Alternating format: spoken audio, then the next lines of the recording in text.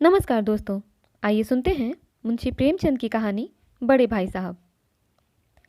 मेरे भाई साहब मुझसे 5 साल बड़े थे, लेकिन 3 दर्जे आगे। उन्होंने भी उसी उम्र में पढ़ना शुरू किया था जब मैंने शुरू किया, लेकिन तालीम जैसे महत्व के मामले में वह जल्दीबाजी से काम लेना पसंद ना करते थे। इस भवन की बुनियाद खूब मजबूत डालना चाहते थे, जिस पर आलीशान महल बन सके। 1 साल का काम 2 साल में करते थे, कभी कभी 3 साल भी लग जाते थे। बुनियाद ही पुख्ता ना हो तो मकान कैसे पायेदार बने। मैं छोटा था, वह बड़े थे। मेरी उम्र 9 साल की, वह 14 साल के थे।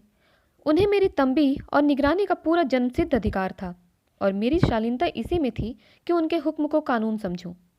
वह स्वभाव से बड़े अध्ययनशील थे, हरदम किताब खोले बैठे रहते, और शायद दिमाग को आराम देने के लिए कभी कॉपी पर कभी किताब के हाशियों पर चिड़ियों कुत्तों बिल्लियों की तस्वीरें बनाया करते थे। कभी कभी एक ही नाम या शब्द या वाक्य 10-20 बार लिख डालते, कभी एक शेर को बार बार सुंदर अक्षर से नकल करते, कभी ऐसी शब्द रचना करते जिसमें न कोई अर्थ होता न कोई सामंजस्य। मसलन एक बार उनकी कॉपी पर मैंने यह इबारत देखी: स्पेशल, अमीना, भाइयों भाइयों, दरअसल, भाई भाई, राधेश्याम, श्रीयुत, श्रीयुत राधेश्याम। 1 घंटे तक इसके बाद एक आदमी का चेहरा बना हुआ था। मैंने चेष्टा की कि इस पहेली का कोई अर्थ निकालूं, लेकिन असफल रहा और पूछने का साहस ना हुआ। वह 9वीं जमात में थे, मैं 5वीं में। उनकी रचनाओं को समझना मेरे लिए छोटा मुंह बड़ी बात थी। मेरा जी पढ़ने में बिल्कुल न लगता था। 1 घंटा भी किताब लेकर बैठना पहाड़ था। मौका पाते ही हॉस्टल से निकलकर मैदान में आ जाता, और कभी कंकरियाँ उछालता, कभी कागज की तितलियाँ उड़ाता, और कहीं कोई साथी मिल गया तो पूछना ही क्या। कभी चारदीवारी पर चढ़कर नीचे कूद रहे हैं, कभी फाटक पर वार, उसे आगे पीछे चलाते हुए मोटर कार का आनंद उठा रहे हैं। लेकिन कमरे में आते ही भाई साहब का रौद्र रूप देखकर प्राण सूख जाते। उनका पहला सवाल होता, कहाँ थे? हमेशा यही सवाल इसी ध्वनि में पूछा जाता था, और इसका जवाब मेरे पास केवल मौन था। ना जाने मुंह से यह बात क्यों ना निकलती थी कि ज़रा बाहर खेल रहा था। मेरा मौन कह देता था कि मुझे अपना अपराध स्वीकार है, और भाई साहब के लिए इसके सिवा और कोई इलाज न था कि रोज़ से मिले हुए शब्दों से मेरा सत्कार करें। इस तरह अंग्रेजी पढ़ोगे तो ज़िंदगी भर पढ़ते रहोगे और एक हर्फ ना आएगा। अंग्रेजी पढ़ना कोई हंसी खेल नहीं है कि जो चाहे पढ़ ले। नहीं, ऐरा गैरा नत्थु खैरा सभी अंग्रेजी के विद्वान हो जाते। यहाँ रात दिन आंखें फोड़नी पड़ती है और खून जलाना पड़ता है जब कहीं यह विधा आती है। और आती क्या है, हाँ, कहने को आ जाती है। बड़े बड़े विद्वान भी शुद्ध अंग्रेजी नहीं लिख सकते, बोलना तो दूर रहा। और मैं कहता हूँ, तुम कितने घोंघा हो कि मुझे देखकर भी सबक नहीं लेते। मैं कितनी मेहनत करता हूँ, तुम अपनी आंखों देखते हो। अगर नहीं देखते, जो यह तुम्हारी आंखों का कसूर है, तुम्हारी बुद्धि का कसूर है। इतने मेले तमाशे होते हैं, मुझे तुमने कभी देखने जाते देखा है? रोज़ ही क्रिकेट और हॉकी मैच होते हैं, मैं पास नहीं भटकता, हमेशा पढ़ता रहता हूँ। उस पर भी एक एक दर्जे में 2-2, 3-3 साल पढ़ा रहता हूँ। फिर तुम कैसे आशा करते हो कि तुम यूँ खेल कूद में वक्त गंवाकर पास हो जाओगे? मुझे तो 2 ही 3 साल लगते हैं। तुम उम्र भर इसी दर्जे में पड़े सड़ते रहोगे। अगर तुम्हें इस तरह उम्र गंवानी है तो बेहतर है घर चले जाओ और मज़े से गुल्ली डंडा खेलो। दादा की गाढ़ी कमाई के रुपए क्यों बर्बाद करते हो? मैं यह लताड़ सुनकर आंसू बहाने लगता। जवाब ही क्या था? अपराध तो मैंने किया, लताड़ कौन सा है? भाई साहब उपदेश की कला में निपुण थे। ऐसी ऐसी लगती बातें कहते, ऐसे ऐसे सुक्ति बाण चलाते कि मेरे जिगर के टुकड़े टुकड़े हो जाते और हिम्मत छूट जाती। इस तरह जान तोड़कर मेहनत करने की शक्ति मैं अपने में ना पाता था, और उस निराशा में जरा देर के लिए मैं सोचने लगता, क्यों न घर चला जाऊं। जो काम मेरे बूते के बाहर है उसमें हाथ डालकर क्यों अपनी ज़िंदगी खराब करूं। मुझे अपना मूर्ख रहना मंजूर था, लेकिन उतनी मेहनत से मुझे तो चक्कर आ जाता था। लेकिन घंटे 2 घंटे बाद निराशा के बादल फट जाते और मैं इरादा करता कि आगे से खूब जी लगाकर पढ़ूंगा। चटपट एक टाइम टेबल बना डालता, बिना पहले से नक्शा बनाए, बिना कोई स्कीम तैयार किए। काम कैसे शुरू करूं? टाइम टेबल में खेल कूद की मत बिल्कुल उड़ जाती। प्रातःकाल उठना, 6 बजे मुंह हाथ धो नाश्ता कर पढ़ने बैठ जाना, 6 से 8 तक अंग्रेजी, 8 से 9 तक हिसाब, 9 से 9:30 तक इतिहास, फिर भोजन और स्कूल। 3:30 बजे स्कूल से वापस होकर आधा घंटा आराम, 4 से 5 तक भूगोल, 5 से 6 तक ग्रामर, आधा घंटा हॉस्टल के सामने टहलना, 6:30 से 7 तक अंग्रेजी कॉम्पोजिशन, फिर भोजन करके 8 से 9 तक अनुवाद, 9 से 10 तक हिंदी, 10 से 11 तक विविध विषय, फिर विश्राम। मगर टाइम टेबल बना लेना एक बात है, उस पर अमल करना दूसरी बात। पहले ही दिन से उसकी अवहेलना शुरू हो जाती। मैदान की वह सुखद हरियाली, हवा के वह हल्के हल्के झोंके, फुटबॉल की उछल कूद, कबड्डी के वह दांव घात, वॉलीबॉल की वह तेजी और फुर्ती मुझे अज्ञात और अनिवार्य रूप से खींच ले जाती, और वहां जाते ही मैं सब कुछ भूल जाता। वह जानलेवा टाइम टेबल, वह आंख फोड़ पुस्तकें किसी की याद न रहती, और फिर भाई साहब को नसीहत और फजीहत का अवसर मिल जाता। मैं उनके साए से भागता, उनकी आंखों से दूर रहने की चेष्टा करता, कमरे में इस तरह दबे पांव आता कि उन्हें खबर ना हो। उनकी नज़र मेरी ओर उठी और मेरे प्राण निकले। हमेशा सिर पर नंगी तलवार से लटकती मालूम होती। फिर भी जैसे मौत और विपत्ति के बीच में भी आदमी मोह और माया के बंधन में जकड़ा रहता है, मैं फटकार और घुड़कियां खाकर भी खेल कूद का तिरस्कार ना कर सकता। सालाना इम्तहान हुआ। भाई साहब फेल हो गए, मैं पास हो गया और दर्जे में प्रथम आया। मेरे और उनके बीच केवल 2 साल का अंतर रह गया। जी में आया भाई साहब को आड़े हाथों लूं। आपकी वह घोर तपस्या कहाँ गई? मुझे देखिए, मज़े से खेलता भी रहा और दर्जे में अव्वल भी हूँ। लेकिन वह इतने दुखी और उदास थे कि मुझे उनसे दिली हमदर्दी हुई और उनके घाव पर नमक छिड़कने का विचार ही लज्जास्पद जान पड़ा। हाँ, अब मुझे अपने ऊपर कुछ अभिमान हुआ और आत्माभिमान भी बढ़ा। भाई साहब का वह रोब मुझ पर ना रहा। आज़ादी से खेल कूद में शरीक होने लगा। दिल मजबूत था। अगर उन्होंने फिर मेरी फजीहत की तो साफ कह दूंगा, आपने अपना खून जलाकर कौन सा तीर मार लिया? मैं तो खेलते कूदते दर्जे में अव्वल आ गया। जवाब से यह हेकड़ी जताने का साहस ना होने पर भी मेरे रंग ढंग से साफ जाहिर होता था कि भाई साहब का वह आतंक अब मुझ पर नहीं है। भाई साहब ने इसे भांप लिया कि सैसत बुद्धि बड़ी तीव्र थी।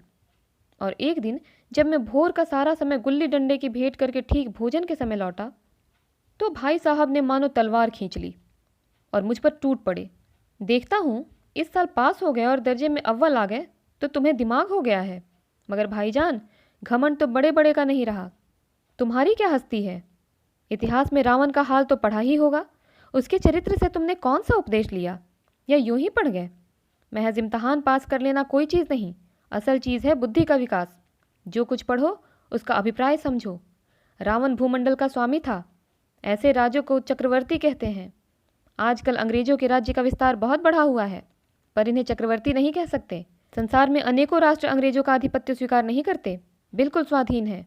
रावण चक्रवर्ती राजा था। संसार के सभी महीप उसे कर देते थे। बड़े बड़े देवता उसकी गुलामी करते थे। आग और पानी के देवता भी उसके दास थे। मगर उसका अंत क्या हुआ? घमंड ने उसका नाम निशान तक मिटा दिया। कोई उसे एक चुल्लू पानी देने वाला भी न बचा। आदमी जो कुकर्म चाहे करे, पर अभिमान न करे। इतराए नहीं, अभिमान किया और दीन दुनिया से गया। शैतान का हाल भी पढ़ा ही होगा। उसे यह अनुमान हुआ था कि ईश्वर का उससे बढ़कर सच्चा भक्त कोई है ही नहीं। अंत में यह हुआ कि स्वर्ग से नरक में ढकेल दिया गया। शाहरुम ने भी एक बार अहंकार किया था, भीख मांग मांग कर मर गया। तुमने तो अभी केवल एक दर्जा पास किया है और अभी से तुम्हारा सिर फिर गया। तब तो तुम आगे बढ़ चुके। यह समझ लो कि तुम अपनी मेहनत से नहीं पास हुए, अंधे के हाथ बटेर लग गई। मगर बटेर केवल एक बार हाथ लग सकती है, बार बार नहीं। कभी कभी गुल्ली डंडे में भी अंधा चोट निशाना पड़ जाता है, उससे कोई सफल खिलाड़ी नहीं हो जाता। सफल खिलाड़ी वह है जिसका कोई निशाना खाली न जाए। मेरे फेल होने पर ना जाओ, मेरे दर्जे में आओगे तो दांतों पसीना आएगा। जब अलजबरा और ज्योमेट्री के लोहे के चने चबाने पड़ेंगे और इंग्लिस्तान का इतिहास पढ़ना पड़ेगा। बादशाहों के नाम याद रखना आसान नहीं। 8 हेनरी गुजरे हैं। कौन सा कांड किस हेनरी के समय हुआ, क्या यह याद कर लेना आसान समझते हो? हेनरी 7वें की जगह हेनरी 8वां लिख दिया और सब नंबर गायब, सफाचट। सिफर भी ना मिलेगा, सिफर भी हो किस ख्याल में? दर्जनों तो जेम्स हुए हैं, दर्जनों विलियम। दिमाग चक्कर खाने लगता है, आंधी रोग हो जाता है। इन अभागों को नाम भी ना जुड़ते थे। एक ही नाम के पीछे 2यम, 3यम, 4यम, 5यम लगाते चले गए। मुझसे पूछते तो 10 लाख नाम बता देता। और ज्योमेट्री तो बस खुदा की पनाह। अ ब ज की जगह अ ज ब लिख दिया और सारे नंबर कट गए। कोई इन निर्दयी मुमतहीनों से नहीं पूछता कि आखिर अ ब ज और अ ज ब में क्या फ़र्क है, और व्यर्थ की बात के लिए क्यों छात्रों का खून करते हो? दाल भात रोटी खाई या भात दाल रोटी खाई, इसमें क्या रखा है?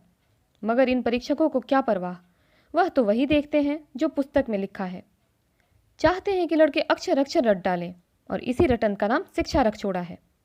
और आखिर इन बेसिर पैर की बातों के पढ़ने से क्या फ़ायदा? इस रेखा पर वह लंब गिरा दो तो आधार लंब से दुगना होगा। पूछिए इससे प्रयोजन? दुगना नहीं चौगुना हो जाए या आधा ही रहे, मेरी बला से। लेकिन परीक्षा में पास होना है तो यह सब खुराफात याद करनी पड़ेगी। कह दिया समय की पाबंदी पर एक निबंध लिखो जो 4 पन्नों से कम ना हो। अब आप कॉपी सामने खोले, कलम हाथ में लिए, उसके नाम को रोइए। कौन नहीं जानता कि समय की पाबंदी बहुत अच्छी बात है।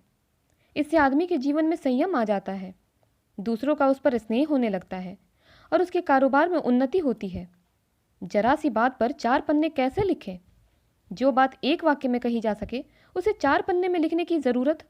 मैं तो इसे हिमाकत समझता हूँ। यह तो समय की किफ़ायत नहीं बल्कि उसका दुरुपयोग है कि व्यर्थ में किसी बात को ठूंस दिया।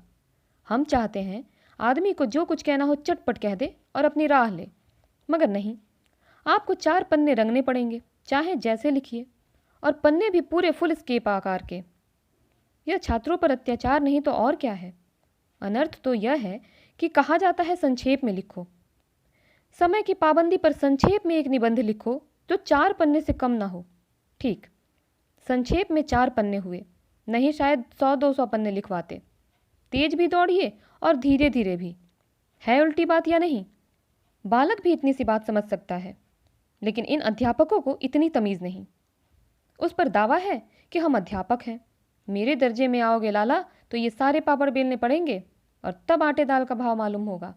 इस दर्जे में अव्वल आ गए हो तो ज़मीन पर पाँव नहीं रखते। इसीलिए मेरा कहना मानिए, लाख फेल हो गया हूँ लेकिन तुमसे बड़ा हूँ। संसार का मुझे तुमसे ज़्यादा अनुभव है। जो कुछ कहता हूँ उसे गिरह बांधिए, नहीं पछताएंगे। स्कूल का समय निकट था, नहीं ईश्वर जाने यह उपदेश माला कब समाप्त होती। भोजन आज मुझे निस्वाद लग रहा था। जब पास होने पर यह तिरस्कार हो रहा है तो फेल हो जाने पर तो शायद प्राण ही ले लिए जाएं। भाई साहब ने अपने दर्जे की पढ़ाई का जो भयंकर चित्र खींचा था उसने मुझे भयभीत कर दिया। कैसे स्कूल छोड़कर घर नहीं भागा यही ताज्जुब है, लेकिन इतने तिरस्कार पर भी पुस्तकों में मेरी अरुचि ज्यों की त्यों बनी रही। खेल कूद का कोई अवसर हाथ से ना जाने देता।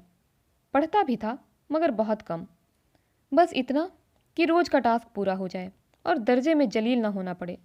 अपने ऊपर जो विश्वास पैदा हुआ था वह फिर लुप्त हो गया और फिर चोरों का सा जीवन कटने लगा। फिर सालाना इम्तहान हुआ और कुछ ऐसा संयोग हुआ कि मैं फिर पास हो गया और भाई साहब फिर फेल हो गए। मैंने बहुत मेहनत ना की पर ना जाने कैसे दर्जे में अव्वल आ गया। मुझे खुद अचरज हुआ। भाई साहब ने प्राणांतक परिश्रम किया था, कोर्स का एक एक शब्द चाट गए थे। 10 बजे रात तक इधर, 4 बजे भोर तक उधर, 6 से 9:30 तक स्कूल जाने के पहले मुद्रा कांतिहीन हो गई थी, मगर बेचारे फेल हो गए। मुझे उन पर दया आती थी। नतीजा सुनाया गया तो वह रो पड़े और मैं भी रोने लगा। अपने पास होने वाली खुशी आधी हो गई। मैं भी फेल हो गया होता तो भाई साहब को इतना दुख ना होता, लेकिन विधि की बात कौन टाले। मेरे और भाई साहब के बीच में अब केवल एक दर्जे का अंतर और रह गया। मेरे मन में एक कुटिल भावना उदय हुई कि कहीं भाई साहब 1 साल और फेल हो जाए तो मैं उनके बराबर हो जाऊं, फिर वह किस आधार पर मेरी फजीहत कर सकेंगे। लेकिन मैंने इस कमीने विचार को दिल से बलपूर्वक निकाल डाला। आखिर वह मुझे मेरे हित के विचार से ही तो डांटते हैं। मुझे उस वक्त अप्रिय लगता है अवश्य, मगर यह शायद उनके उपदेशों का ही असर है कि मैं दनादन पास होता जा रहा हूँ और इतने अच्छे नंबरों से। अब के भाई साहब कुछ नर्म पड़ गए थे। कई बार मुझे डांटने का अवसर पाकर भी उन्होंने धीरज से काम लिया। शायद अब वह खुद समझने लगे थे कि मुझे डांटने का अधिकार उन्हें नहीं रहा, या रहा तो बहुत कम। मेरी स्वच्छंदता भी बढ़ी। मैं उनकी सहिष्णुता का अनुचित लाभ उठाने लगा। मुझे कुछ ऐसी धारणा हुई कि मैं तो पास हो ही जाऊंगा, पढ़ूं या ना पढ़ूं, मेरी तकदीर बलवान है। इसीलिए भाई साहब के डर से जो थोड़ा बहुत पढ़ लिया करता था वह भी बंद हुआ। मुझे कनकौवे उड़ाने का नया शौक पैदा हो गया था और अब सारा समय पतंगबाजी की ही भेंट होता था। फिर भी मैं भाई साहब का अदब करता था और उनकी नज़र बचाकर कनकौवे उड़ाता था। मांझा देना, कन्ने बांधना, पतंग टूर्नामेंट की तैयारियां आदि समस्याएं अब गुप्त रूप से हल की जाती थी। भाई साहब को यह संदेह ना करने देना चाहता था कि उनका सम्मान और लिहाज मेरी नज़रों से कम हो गया है। एक दिन संध्या समय हॉस्टल से दूर मैं एक कनकौवा लूटने बेतहाशा दौड़ा जा रहा था। आंखें आसमान की ओर थी और मन उस आकाशगामी पथिक की ओर जो मंद गति से झूमता पतन की ओर चला जा रहा था। मानो कोई आत्मा स्वर्ग से निकलकर विरक्त मन से नए संस्कार ग्रहण करने जा रही हो। बालकों की एक पूरी सेना लग्गे और झड़दार बांस लिए उनका स्वागत करने को दौड़ी आ रही थी। किसी को अपने आगे पीछे की खबर ना थी।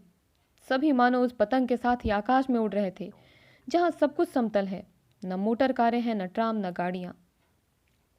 सहसा भाई साहब से मेरी मुठभेड़ हो गई, जो शायद बाजार से लौट रहे थे। उन्होंने वही मेरा हाथ पकड़ लिया और उग्र भाव से बोले, इन बाजारी लौंडों के साथ धेले के कनकौवे के लिए दौड़ते तुम्हें शर्म नहीं आती? तुम्हें इसका भी कुछ लिहाज नहीं है कि अब नीची जमात में नहीं हो, बल्कि 8वीं जमात में आ गए हो और मुझसे केवल एक दर्जा नीचे हो। आखिर आदमी को कुछ तो अपनी पोजीशन का ख्याल करना चाहिए। एक ज़माना था कि लोग 8वां दर्जा पास करके नायाब तहसीलदार हो जाते थे। मैं कितने ही मिडलचियों को जानता हूँ जो आज अव्वल दर्जे के डिप्टी मजिस्ट्रेट या सुप्रिटेंडेंट हैं। कितने ही 8वीं जमात वाले हमारे लीडर और समाचार पत्रों के संपादक हैं। बड़े बड़े विद्वान उनकी मातहती में काम करते हैं और तुम उसी 8वें दर्जे में आकर बाजारी लौंडों के साथ कनकौवे लिए दौड़ रहे हो। मुझे तुम्हारी इस कम अकली पर दुख होता है। तुम ज़हीन हो, इसमें शक नहीं, लेकिन वह जहन किस काम का जो हमारे आत्मगौरव की हत्या कर डाले।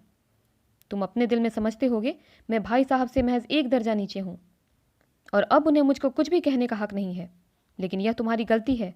मैं तुमसे 5 साल बड़ा हूँ और चाहे आज तुम मेरी ही जमात में आ जाओ और परीक्षकों का यही हाल रहा तो निसंदेह अगले साल तुम मेरे समकक्ष हो जाओगे और शायद 1 साल बाद तुम मुझसे आगे निकल जाओ। लेकिन मुझ में और तुम में जो 5 साल का अंतर है उसे तुम क्या, खुदा भी नहीं मिटा सकता। मैं तुमसे 5 साल बड़ा हूँ और हमेशा रहूँगा। मुझे दुनिया का और ज़िंदगी का जो तजर्बा है तुम उसकी बराबरी नहीं कर सकते, चाहे तुम MA, DPhil और DLit ही क्यों ना हो जाओ। समझ किताबें पढ़ने से नहीं आती है।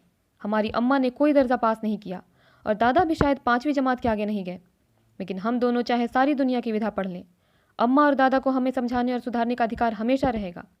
केवल इसलिए नहीं कि वे हमारे जन्मदाता हैं, बल्कि इसलिए कि उन्हें दुनिया का हमसे ज़्यादा तजर्बा है और रहेगा। अमेरिका में किस तरह की राज्य व्यवस्था है और 8वें हेनरी ने कितने विवाह किए और आकाश में कितने नक्षत्र हैं, यह बातें चाहे उन्हें मालूम ना हो, लेकिन हज़ारों ऐसी बातें हैं जिनका ज्ञान उन्हें हमसे और तुमसे ज़्यादा है। दैव ना करे आज मैं बीमार हो जाऊं तो तुम्हारे हाथ पांव फूल जाएंगे। दादा को तार देने के सिवा तुम्हें और कुछ न सूझेगा, लेकिन तुम्हारी जगह पर दादा हो तो किसी को तार ना दे, न घबराएं न बदहवास हो। पहले खुद मरज पहचान कर इलाज करेंगे, उसमें सफल ना हुए तो किसी डॉक्टर को बुलाएंगे। बीमारी तो खैर बड़ी चीज़ है, हम तुम तो इतना भी नहीं जानते कि महीने भर का महीने भर कैसे चले। जो कुछ दादा भेजते हैं उसे हम 20-22 तक खर्च कर डालते हैं और पैसे पैसे को मोहताज हो जाते हैं। नाश्ता बंद हो जाता है, धोबी और नाई से मुंह चुराने लगते हैं, लेकिन जितना आज हम और तुम खर्च कर रहे हैं उसके आधे में दादा ने अपनी उम्र का बड़ा भाग इज्जत और नेकनामी के साथ निभाया है और एक कुटुंब का पालन किया है जिसमें सब मिलाकर 9 आदमी थे।